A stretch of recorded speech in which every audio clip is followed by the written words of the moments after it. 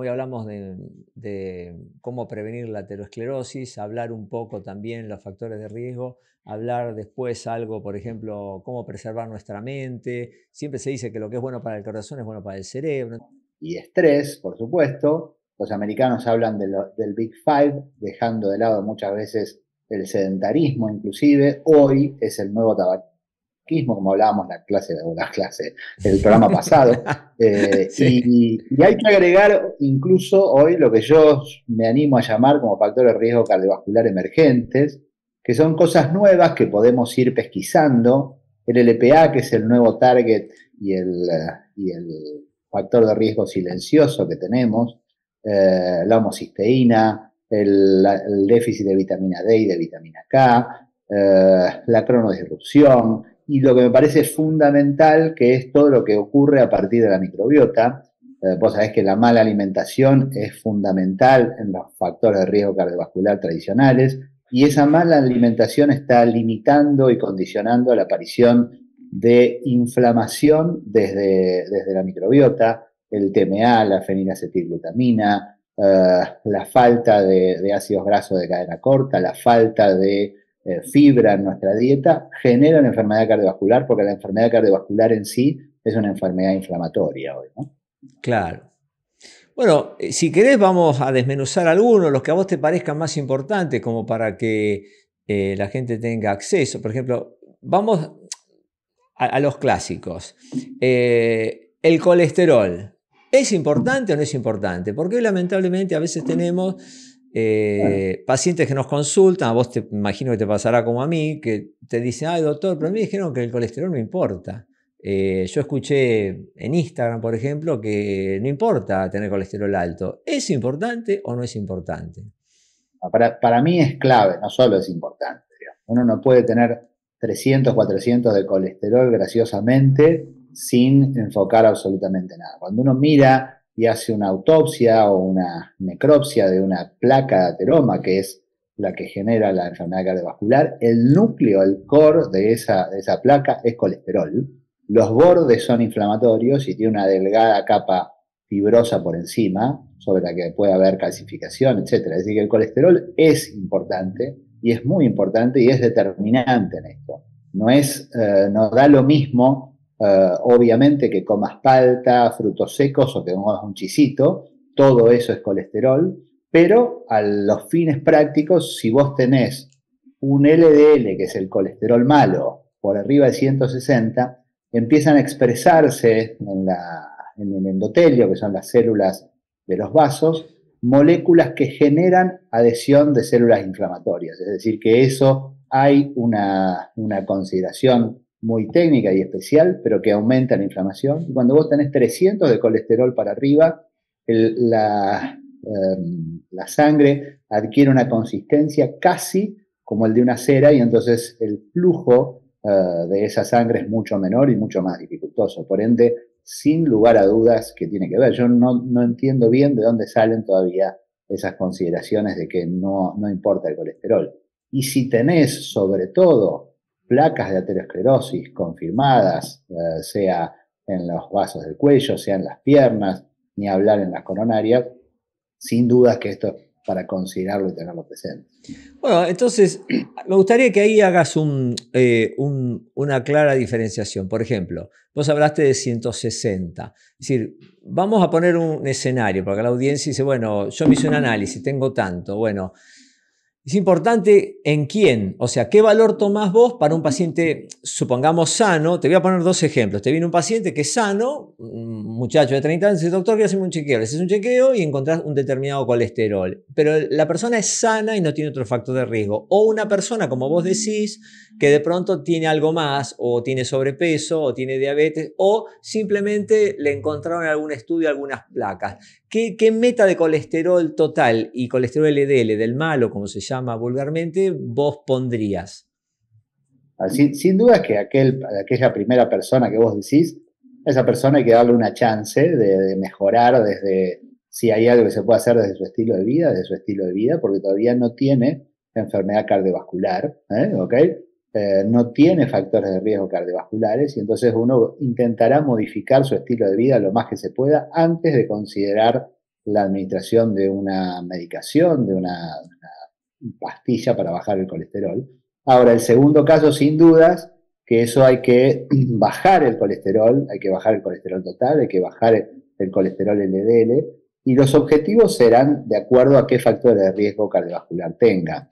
No quiero complicarla demasiado, pero vamos a buscar una relación entre las proteínas que transportan colesterol y defienden a la arteria, como es el ApoA, y las proteínas que transportan el colesterol y atacan a la arteria, como son las ApoB. Ahí no solo entre el LDL, entre el VLDL, los kilomicrones, el LPA, el IDL, que son sustancias que no se miden habitualmente en sangre, sino que lo que hacemos es medir LDL, HDL, triglicéridos. Mi objetivo en ese paciente es que el colesterol por lo menos esté 200 más la edad, es decir, que si tiene 250 años, tendrá 250 como máximo de permitido, bajando los niveles de LDL a lo mínimo que se pueda, igual que cualquier análisis en cardiología común, ¿verdad? Perfecto. Y bueno, mencionaste algo nuevo, porque muchas veces hay pacientes que tienen colesterol normal, que tienen el total y el colesterol LDL, que es lo que se llama el malo normal, y tienen un evento cardiovascular. Y vos me gustaría que hables un poquito, hablaste de, y sé que tenés experiencia en esto, hablaste de la lipoproteína A, el colesterol LPA, que a veces un paciente que tiene todo normal y tiene un infarto, bueno, a veces lo que hay que ir a buscar es eso. Me gustaría que cuentes un poco acerca de eso. Bueno, mira, hoy es el nuevo target de la Sociedad Europea y de la Sociedad Americana de Cardiología, cuando hacen el screening de los valores de colesterol, buscar y pedir el LPA, lipoproteína A minúscula, y esto es una molécula de LDL, es decir, una molécula de colesterol malo, unida a una apoproteína A minúscula, y esto hace que sea más retenible en el endotelio, en la pared del vaso, que sea mucho más calcificable, que sea más inflamatoria, que sea más trombogénica. Y esto no depende lamentablemente de nada de lo que haga ese paciente. Ese paciente puede llevar una vida perfecta en cuanto a estrés, a estilo de vida, a actividad física, a su alimentación, y aún así tener LPA alto. Este LPA es un marcador genético que se da sobre todo, hay que buscarlo en pacientes que han tenido historia de enfermedad cardiovascular antes de los 50, personal o familiar, que han tenido historia de enfermedad cardiovascular recurrente, aun cuando esté bien tratado, y pacientes que tengan enfermedad cardiovascular joven. Esos pacientes deben buscarse el LPA.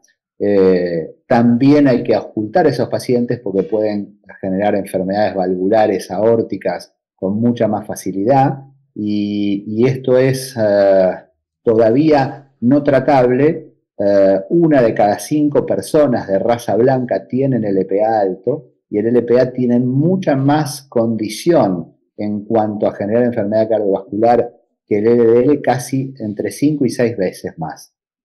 Por eso es tan importante determinarlo inicialmente. La buena noticia para aquellos que tienen LPA elevado, LPA elevado puede ser en algunos laboratorios hasta 30, en algunos laboratorios hasta 70 miligramos por decilitro, es que cuando el perfil inflamatorio de ese paciente es bajo, es decir, que tiene una PCR menor a 2, las chances de que eso genere una lesión por sí sola disminuyen ostensiblemente. Entonces, el objetivo será tener un estilo de vida antiinflamatorio, tener una alimentación antiinflamatoria, descansar bien, bajar el nivel de estrés, como en cualquier paciente con enfermedad cardiovascular.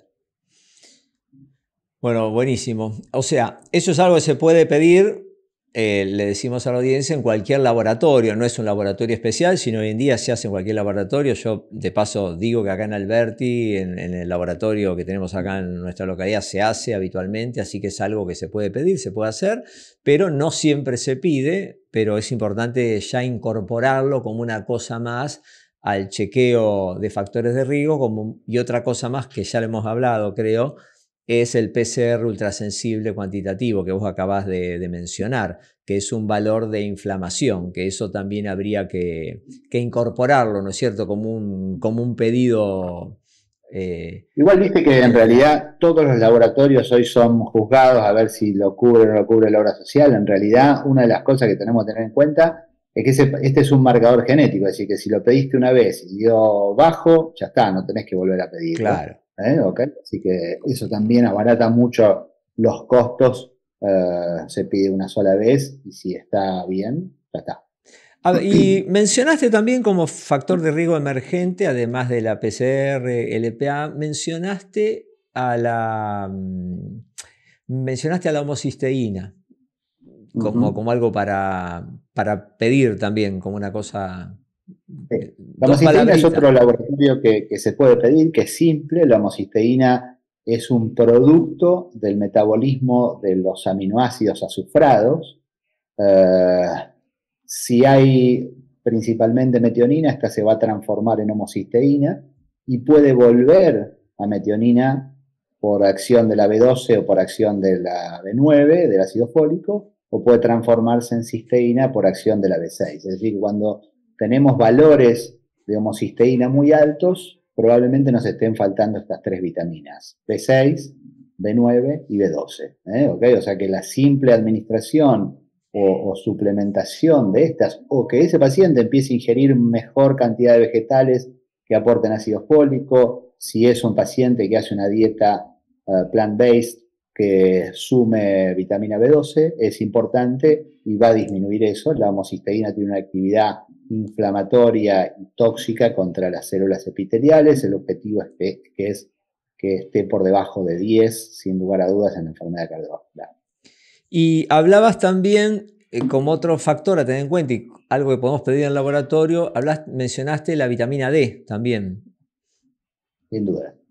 La vitamina D tiene una acción que es inhibir la inflamación desde su inicio, desde un factor que se llama NF-kappa beta, que va a generar un montón de sustancias proinflamatorias, y a su vez dentro de la pared arterial lo que hace es inhibir un sistema que se llama sistema renina-angiotensina-aldosterona, que hace que la pared de la arteria esté contraída y genere mucha más hipertensión y más lesión de órgano blanco en los pacientes hipertensos. La vitamina D, a su vez, tiene receptores dentro del miocardio, tiene receptores dentro de las células del endotelio y por eso va a funcionar perfectamente allí. Funciona en tándem con la vitamina K, que es sumamente importante también. Perfecto, bueno, entonces vitamina D por dos cosas, entonces sería antiinflamatoria, que eso es clave como dijimos, que la inflamación hace que se pegue el colesterol a la arteria, y lo otro, como decís, inhibe el sistema S renina-angiotensina-aldosterona, que es, para que la audiencia entienda, el sistema que produce hipertensión, y cuando uno le dan enalapril, por ejemplo, inhibe eso precisamente. Entonces la vitamina D vemos que podría ayudar inclusive a tratar la hipertensión, si lo tomamos de este punto de vista. Bueno, y hablabas de la microbiota, que era fundamental porque podía producir algunas sustancias que podían aumentar, si la microbiota no es saludable, podía aumentar el riesgo cardiovascular. Hablaste la TMAO, una sustancia que se producía en el intestino. Si querés decir algo de eso. Esto se llama trimetilamina oxidada. Cuando vos comés una cantidad de carne importante, cuando comés lácteos, cuando comés huevos, cuando comés pescados, incorporás dos sustancias, carnitina y colina. Y lo que haces a medida que vas comiendo es generar una presión selectiva, es decir, que los bichitos que haya en tu intestino sean los más propicios para degradar o metabolizar eso que estás comiendo. Cuando comes todo el tiempo eso, esos bichitos generan trimetilamina con eso, que se absorbe, se oxida en el hígado y genera una sustancia que es proinflamatoria, que es aterogénica, que genera mucha más coagulación. Y hay artículos en revistas del prestigio de New England Journal of Medicine que dicen que cuanto más TMA existe, cuanto más TMA tenés en niveles plasmáticos, más enfermedad cardiovascular tenés, y hay una relación directa. La verdad es que aquí queremos desmitificar un poquitito, no pedimos TMA ni mucho menos, simplemente lo que vemos es cuál es la alimentación de ese paciente. Y otra manera de ver cómo está la microbiota es ver justamente si hay calcificación arterial. Hoy está muy de moda el score cálcico y todas estas cosas. Cuanto menos vitamina K, más calcificación, K2, y la K2 depende de los bichitos del intestino fundamentalmente, ¿okay? Si no, ya dependerá de una suplementación específica en ese caso, así que es clave en ese sentido. Claro, vos sabés que acá en el programa tenemos como un dicho, que lo digo en casi todos los programas, que el objetivo es que vos comas lo que comas si querés, pero siempre vamos por lo positivo, que comas 30 plantas por semana, decimos, que según el American Gut Project, un trabajo importante, con eso vos lográs la salud de la microbiota, y es un poco lo que vos estabas comentando, que al comer algo de fibra vos ya mejorás eso para poder manejar esa situación. Pero bueno, estuvimos el viernes juntos, nos vimos, estuvimos compartiendo el día, dando charlas en un congreso, y bueno, a mí me tocó hablar justo de esto, de vitamina K y vitamina D, pero vamos a hablar del futuro, porque hablar del pasado no tiene sentido. Entonces, hablemos un poco del futuro. Ahora, el próximo congreso que se viene en octubre es el nuestro, el congreso nuestro de FIMON. Y bueno, contanos un poco, no te quiero spoilear mucho, pero contá de qué vas a hablar, a ver, un poco por lo menos. No, ni hablar. Sin duda te digo que es el mejor congreso que va a haber, no hay gran duda. Va a haber, creo que me chimentaron que va a haber un programa intracongreso de Directo a tu Salud, así que esperamos hacer algo multitudinario ahí, ¿no? Mirá, en realidad no solo voy a hablar yo, vamos a hablar de dieta basada en plantas en los chicos, de dieta carnívora, de dieta keto, de cómo modular o resetear el intestino, cómo mejorar la relación entre el intestino y las patologías, el eje microbiota, mitocondria, músculo, si usar suplementos o no en la actividad deportiva, cómo usar suplementos sublinguales, caída de cabello, problema de tiroides, abordaje peri y posmenopáusico, ortomolecular, testosterona en cáncer, dermoestética. Va a haber para todos los gustos. Yo creo que es imperdible porque además, como hablábamos siempre, va a tener la característica primaria de FIMON, que es la mejor información científica con la mejor evidencia y que puedas aplicar al día siguiente del congreso en tu práctica clínica. No te vamos a dejar con datos colgados y nada más, sino que vas a poder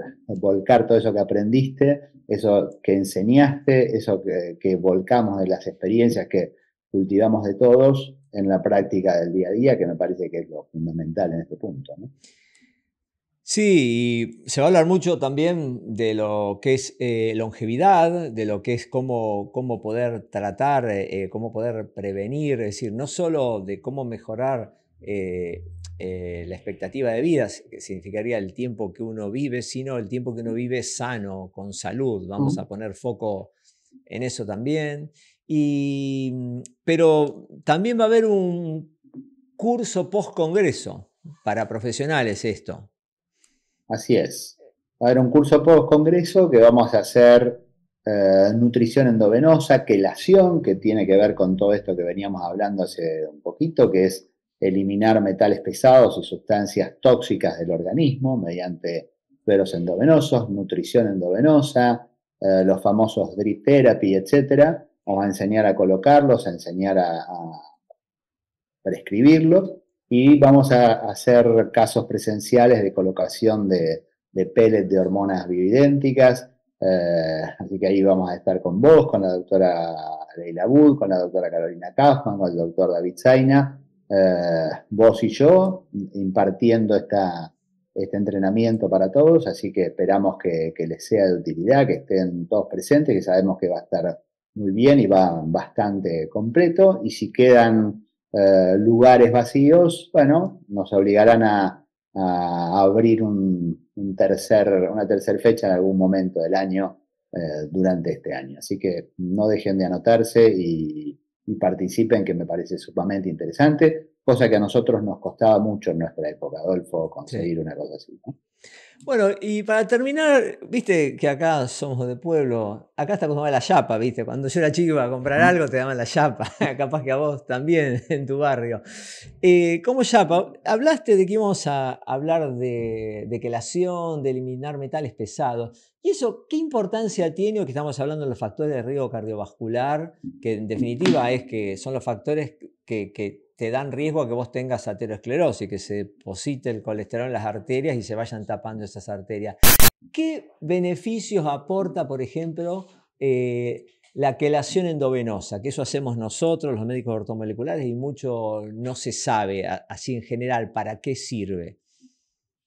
Bueno, los metales pesados que ingresan con el tabaco, que ingresan con la polución, todo lo que se llama exposoma, que ingresan aún con una buena dieta, alimentos que no son del mejor origen, etcétera, incorporan cadmio, incorporan plomo, incorporan aluminio, incorporan mercurio, todas sustancias que depositándose en las arterias van a generar inflamación y más capacidad de lesión. Y entonces estas sustancias actúan generando gradientes, es decir, eliminando y sacando sustancias para poner más limpias, si se me permite la expresión, la arteria, y generar una circulación colateral. Es como si la autopista empezara a estar tapado y la colectora empezara a llevar flujos diferentes de circulación. Hoy también están todo lo que llaman los nanoplásticos o microplásticos que van a depositarse ahí, si bien no se eliminan de esa manera, la mejor manera es salir de alimentos procesados, de ultraprocesados, tener cuidado con los plásticos, con los recipientes que utilizamos, porque eso pueden ir a parar ahí también a la arteria, ¿no? Bueno, tuvimos una yapa entonces de lo que es la Ujú. quelación. Muy bien. Bueno, Pablo, realmente te agradezco mucho haber estado acá en Directo a tu Salud.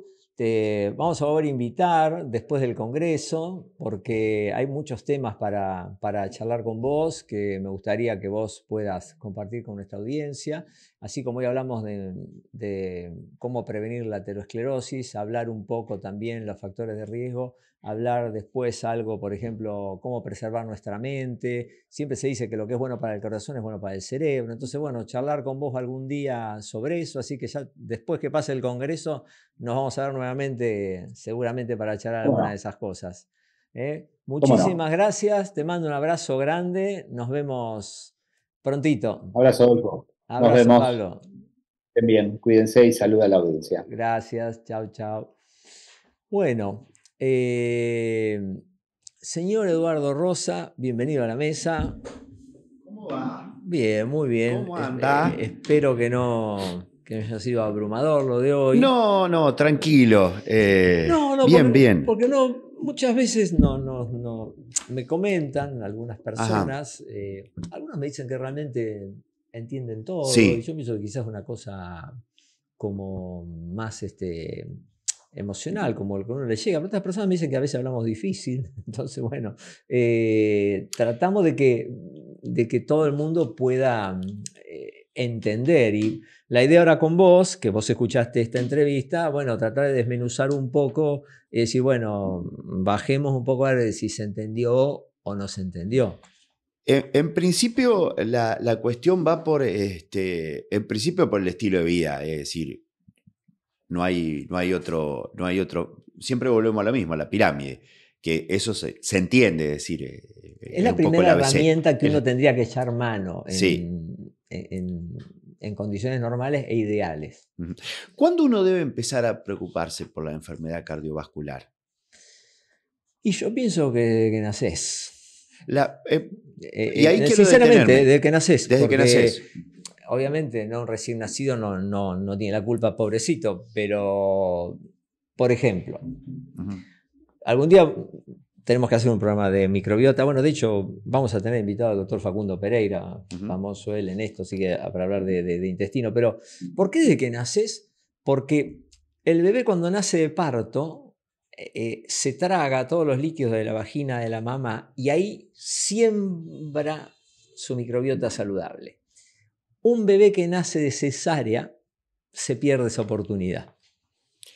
Lo sacan y no se traga todo eso, que esos gérmenes de la flora, que se llaman lactobacilos vaginales, eso es sumamente beneficioso para la microbiota del bebé. El que nace por cesárea, cuando se han hecho estudios de esos bebés, es totalmente distinta la microbiota de un bebé que nace por cesárea. Entonces, ahí ya tenés una diferencia. Entonces, yo lo que estoy diciendo es que si es posible, es mejor para la salud futura del bebé en lo que respecta a su microbiota, que nazca por parto que por cesárea.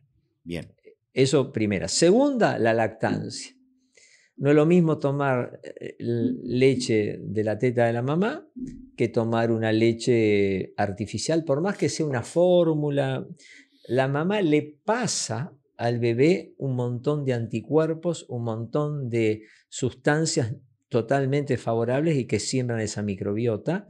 De hecho, el bebé al chupar la piel de la mamá incorpora gérmenes que son sumamente beneficiosos para él. A diferencia de un bebé que toma una mamadera, una fórmula privada. Por más que la fórmula sea la mejor, la más cara, la más parecida, no es la leche de la mamá. Y cuando hablamos muchas veces, una de las problemáticas que subyace es la obesidad infantil. Bueno, sí, eso es un poquito más allá, pero ya, ¿viste? ¿Cuándo desde que naces? Por eso te dije, pero un tema clave es ese. Que un niño tenga... La obesidad infantil es una epidemia y va en aumento. Entonces, que un niño tenga una vida saludable, en el sentido que, bueno, que acá en Alberti tienen la suerte de no vivir en un departamento. Vos podés salir a la vereda a jugar, podés estar en el patio, en la calle, en la plaza. Bueno, a veces eso no es posible. Bueno, eso es fundamental para tener actividad física. Jugando, ¿no? Que haga ejercicio, ¿no? Y bueno, y fundamental después la alimentación, porque es mucho más sano que un chico esté jugando a la mancha, a la pelota, a la escondida, corriendo y demás, y no que esté sentado en un televisor comiendo chisitos y tomando gaseosa. Sí, se estila en muchos casos que a determinada edad de las personas ya es muy común que consuman, bueno, el enalapril. Pues ya te fuiste. No, voy saltando, voy saltando. Sí, Cuestiones que por ahí hacen a que, digamos, el común de la gente, hoy en su gran mayoría, quienes tienen entre 50 o más, ya están. Sí, es un tema, es un tema más complejo eso, porque eso nace un poco antes todo eso, desde la obesidad infantil, es decir, esta enfermedad que se llama aterosclerosis, que es el depósito de grasa en las arterias, ¿no? Y que después a la larga eso tapa las arterias y lleva al problema cardíaco. Esto nace con si querés hacerlo simple, con el exceso de grasa corporal. Es decir, se ha visto, esto ya lo he comentado, pero vale la pena repetirlo, en niños de 10 años que ya tenían placas de colesterol en las arterias, en muchachos de 20 años en autopsias de guerra, se ha visto. Entonces, de muy joven esto empieza a ocurrir. Y esto ocurre de varios lugares, te llega, pero el denominador común es la inflamación. Es decir, ese mecanismo que a nosotros nos protege de determinadas agresiones, como siempre decimos, infecciones o una herida, cuando está activado en forma exagerada sin tener que estar activado, que puede ser, por ejemplo, porque los bichitos del intestino están en mala composición, tenemos más de los que inflaman de los que desinflaman, por lo que comemos, no comemos fibra, como siempre decimos, al no comer las 5 plantas por día, el intestino se empieza a tener como agujeritos y por ahí pasan los bichitos y te dan inflamación. Entonces, o podés tener inflamación por la grasa. Cuando vos tenés exceso de grasa corporal, de ahí tan importante el peso y no tener obesidad, esa es la principal causa de lo que vos después ves que toman enalapril. Primero, porque la grasa no es un tejido que no funciona, que solo como cuando yo estudié, que parecía una biblioteca que vos guardabas los libros, un estante. No es un estante. En la grasa vos guardás la energía, guardás la grasa, que es lo que vos vas a usar después como fuente de energía, pero esa grasa es como un órgano, es como una glándula, produce hormonas la grasa, y esas hormonas que produce, cuando está en exceso, producen inflamación. El fenómeno se llama de lipotoxicidad. Es decir, vos tenés hasta un cierto grado de capacidad de acumular grasa. O sea, vos estás un poquito excedido de peso, está bien, sos sano. Es como la biblioteca, tiene lugar para 5 libros. Mientras pongas 2 libros, sos recontraflaco, 1 libro, 3 libros son más o menos, 5 libros, estás ahí al borde de tener sobrepeso, Sí. hasta ahí estamos bien. Ahora, si vos querés poner 10 libros, no entran, se caen. Entonces, eso es lo que pasa. Se produce un fenómeno de derrame de grasa o de lipotoxicidad, que ese es el nombre científico. ¿Qué pasa? La grasa, en vez de estar donde debe estar, que es en el lugar que todos sabemos que está la grasa, ingresa al torrente sanguíneo, viaja y se mete en el hígado y da hígado graso, que es lo que ves un montón de gente dice, tengo hígado graso. Es eso. Es exceso de grasa en la biblioteca, los libros se cayeron, pasó a la sangre y va al hígado. Bien. Después va al músculo y así sucesivamente infiltra, se mete y ocupa lugares donde no tiene que estar. Y ahí empieza la inflamación. Entonces las arterias, al estar inflamadas, ¿qué pasa? El colesterol se pega a ellas. Si la arteria no está inflamada, el colesterol no se pega. Entonces no tenés aterosclerosis. De ahí la importancia, bueno, es todo un tema complejo, porque la inflamación te puede venir por el intestino que funciona mal, te puede venir por el exceso de grasa o por las dos generalmente. Y bueno, y por eso cuando Pablo hablaba de ese análisis que acá se puede hacer en el laboratorio, la PCR, eso te habla del grado de inflamación. Se dice que una PCR ultrasensible es menos de 1, dato importante para el tema de hoy, tip, PCR menos de 1, bajo riesgo cardíaco, entre 1 y 3, riesgo intermedio, más de 3, riesgo alto. ¿Qué es el riesgo? De que se te pegue el colesterol en la arteria. Hay algunas cuestiones que por allí digamos, el acervo popular señala, no, yo soy flaco pero tengo colesterol. Puede ser, sí. ¿Se genera por qué el colesterol? ¿Particularmente por esto hay otra cuestión? No, por esto no. El colesterol generalmente puede ser, en muchas personas, la mayoría es por lo que uno come. Sí. El colesterol está fundamentalmente en la comida animal. En la comida vegetal hay 0 colesterol. Sí. Vos comés frutas, verduras, 0 colesterol, no hay nada. Ahora, vos comés carne, pollo, pescado, leche, queso, ahí tenés gran cantidad de colesterol. Sobre todo el huevo es lo que más tiene y el queso. Entonces, pero hay gente que tiene un problema genético, como dijo Pablo, que lo fabrica. Bueno, eso ya es un caso distinto, son los menos. Eso se llama dislipemia familiar. Es un problema genético que uno fabrica colesterol, digamos, pero en la mayoría de los casos no es así. En los casos que es así, según el tipo de problema que hay, porque hay diferentes tipos de dislipemias, es el tratamiento que hay que hacer. Pero te voy a dar un dato importante. Todas las pastillas para el colesterol son muy buenas porque disminuyen el riesgo. O sea, si yo nunca tuve una enfermedad cardiovascular y tengo a ver a vos sos el doctor, yo tengo el colesterol alto, vos me das una pastilla y a mí me baja el riesgo. O sea, por ejemplo, voy a tener un 20% menos, un 30% menos. Pero el daño que yo ya tengo no va para atrás. En cambio, si vos bajás el colesterol con la pirámide, con la alimentación, lográs, al bajar el colesterol, bajás el riesgo a futuro de tener un problema, pero revertís la enfermedad. Y eso es un dato más que importante. Bueno, a ver. Continúe. ¿Cuándo empezamos a testear? Digamos, ¿cuándo ustedes los profesionales empiezan a testear? ¿Hay alguna señal de alarma que nosotros notemos previo que nos lleve a hacer una consulta médica?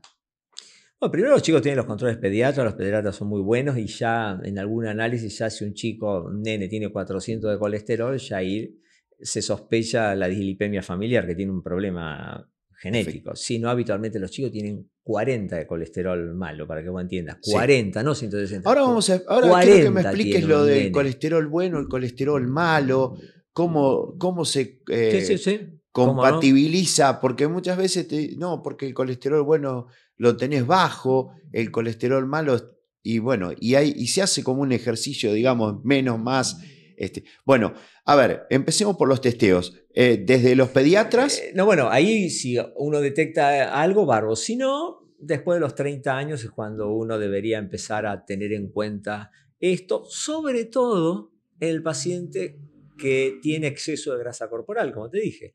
Porque si un paciente es totalmente delgado, magro y demás, tiene muchas menos chances de tener lo que se llama síndrome metabólico, que es cuando uno tiene más de 102 centímetros a la altura del ombligo en el hombre, o más de 88 en la mujer, que eso ya, solo con 1 centímetro, vos ahí podés pensar que ese paciente puede llegar a tener alguna alteración que predisponga a tener este tipo de cosas. Pero si no, es más raro. Una tendencia que tenemos aquellos que por allí nos hacemos chequeos es tomamos el resultado, no esperamos a ir al médico y miramos. Bueno, el rango es entre tanto y tanto. Está bien eso. Está bien. Está bien que uno mire. Uno debe ser autodidacta y leer y aprender a interpretarlo. ¿Y qué tenemos que ver cuando vemos lo del colesterol? Bueno, primero el colesterol total. Sí. Hoy las normas dicen que el colesterol total lo ideal es tener 200 o menos. 200 o menos. Eso en gente normal. Y el colesterol LDL, el malo, tener 160 o menos. Eso a vos te aseguraría tener un riesgo bajo de a futuro tener una enfermedad cardiovascular. Ahora, si ese paciente tiene algún trastorno, a esto se le asocia que fuma 2 atados por día, o que tiene sobrepeso, o que tiene diabetes, o que tiene algún otro problema de salud como comentaba Pablo, tiene LPA, digamos, alta, que es un tipo de colesterol, ese paciente ya las metas deben ser menor de 70 del colesterol malo y menor de 150 del colesterol total. El colesterol malo es el LDL y el total es el colesterol total. Pero yo quiero darles una buena noticia con respecto al LPA, porque cuando uno tiene todos los colesteroles bien y un paciente tuvo un infarto siendo joven, generalmente lo que tiene alto es el LPA, y hoy en día desde la medicina no se puede hacer nada. Están por salir drogas específicas aparentemente que podrían tener éxito, pero todavía no al alcance de todo el mundo. Pero yo te doy un dato cuando yo hablo de las plantas y demás, y esto está demostrado y corroborado por estudios científicos de primer nivel. Seguir una dieta basada en plantas disminuye un 16% el LPA. Las semillas de lino disminuyen el LPA, que es un alimento. Las semillas de lino disminuyen el LPA, la lipoproteína A. Y otro dato que mencionó Pablo, que es que si uno tiene baja inflamación, es probable que esa LPA no te haga daño, no se deposita en la arteria. Y yo voy a agregar un dato más. En un estudio que se llama REDUCE-IT se vio que los pacientes que tenían LPA de más de 50 y les daban omega 3 disminuían los eventos cardíacos. Entonces tenés varias opciones. Si tenés la mala suerte de tener LPA alta, que es un problema genético, podés hacer dieta basada en plantas, podés incorporar semillas de lino a tu dieta, podés chequear, tratar de tener siempre una PCR baja y podés agregar omega 3 como suplemento. Ahí tenés 4 elementos que no son un dato menor que uno puede hacer basado en el estilo de vida, con alimentación y suplementos naturales. ¿El colesterol bueno se eleva con actividad física? El colesterol bueno se eleva con actividad física, sí señor. Es el principal. Te protege. El colesterol bueno, el HDL, lo que hace es el transporte reverso de colesterol. Lo que hace es llevar el colesterol de las arterias hacia el hígado. Los otros colesteroles son los que viajan por la sangre y se pueden depositar. Si la arteria está inflamada, se pueden depositar en la arteria. Bueno, ¿qué tips nos vamos a llevar hoy? Bueno, gran tip te acabo de dar. Sí, no, ese es fundamental, pero... Sí. Y bueno, con alimentos, ¿cómo bajar el colesterol LDL? Bueno, el colesterol se puede bajar comiendo fibra, que son alimentos integrales, porque lo arrastra, comiendo berries, comiendo avena, que ya le hemos mencionado, y comiendo nueces. Comer unas nueces a las 12 horas te bajó 10 puntos de colesterol. Si tenías 160, te da 150. Entonces, fíjate qué interesante. Nueces, avena, berries. Acá dimos los tips para alimentos que bajan el colesterol. Bien, Y bueno, vamos al alimento del día. la remolacha. La remolacha. A ver, ¿Por qué ¿por hablamos qué la de la remolacha? Porque no la remolacha? nombraste recién, no la mencionaste. No, porque es para otra cosa. No para bajar el colesterol. Bien, No, no bien. baja el colesterol. La remolacha no baja el colesterol. Es muy buen alimento y tiene fibra. Indirectamente te baja el colesterol. Pero ¿por qué nosotros mencionamos a la remolacha? Fíjate el color que tiene. Ajá. Ese color, así como hablamos de la batata, son polifenoles. Y esto mejora la salud, igual que los berries, que los arándanos, mejora la salud endotelial, reduce la presión arterial y la rigidez arterial. ¿Qué hace la remolacha? Produce óxido nítrico, que es un gas que es producido por la capa interna de las arterias y hace que la arteria se relaje, se ablande, que disminuya la presión y la rigidez arterial. Entonces, ¿cómo nosotros podemos incorporar remolacha ¿Hay receta? a nuestra vida? Claro. Hay supuesto. receta, Sí, bueno, sí, sí, vamos sí. con la receta entonces. Bueno, una receta que quizá no sea lo más agradable, Sí. pero si un paciente tiene un problema, vos con remolacha podés controlar la presión arterial. Entonces, un batido de remolacha. Después vamos a poner una placa al final, que está al final Sí. cuando terminemos con esto, para que lo vean en un estudio famoso que se hizo. Un batido que vos le ponés en la licuadora remolacha, cruda, la pelás pero cruda, no cocida. Sí. Espinaca, cruda, rúcula, todo lo verde. Eso te va a aumentar el óxido nítrico y baja la presión arterial. Entonces, una es hacer un batido. Hay que ser valiente para tomarlo, pero el hombre es cuestión de costumbre todo, porque te acostumbras. Pero podemos hacer un hummus de remolacha. Y siempre dijimos que las legumbres es otra de las cosas que baja el colesterol, porque los 4 grandes para bajar el colesterol tenés legumbres, avena, berries y nueces. Esos son los 4 grandes. Si vos tenés colesterol alto, comés esas 4 cosas y te va a bajar el colesterol. No digo que no tenés que tomar medicación, pero esas 4 cosas bajan el colesterol. Legumbres, avena, nueces y los frutos, los berries. Bueno, un hummus de remolacha podemos hacer con garbanzos hervidos, le ponemos cebollita picada, ajo, que es fundamental, limón, podemos ponerle a tahini, que es como una pasta de sésamo, viene en la receta, pero se puede obviar, yo a veces no lo uso, un poquito de aceite de oliva o no, un poquito de sal marina, o no, si uno es muy hipertenso no lo ponga, simplemente hay que poner los garbanzos y ponerle remolacha a ese, y fíjate el color que tiene, el hummus en vez de ser amarillo en ese caso es rojo, entonces hummus de remolacha. Entonces ahí tenemos legumbres, tenemos remolacha, tenemos ajo, tenemos limón, tenemos semilla de sésamo que es el tahini, aceite de oliva. Y si no, una manera, acá ya puede ser la remolacha rallada, cruda, tipo como se raya la zanahoria, y a veces se venden en las verdulerías remolacha rallada. Sí, sí.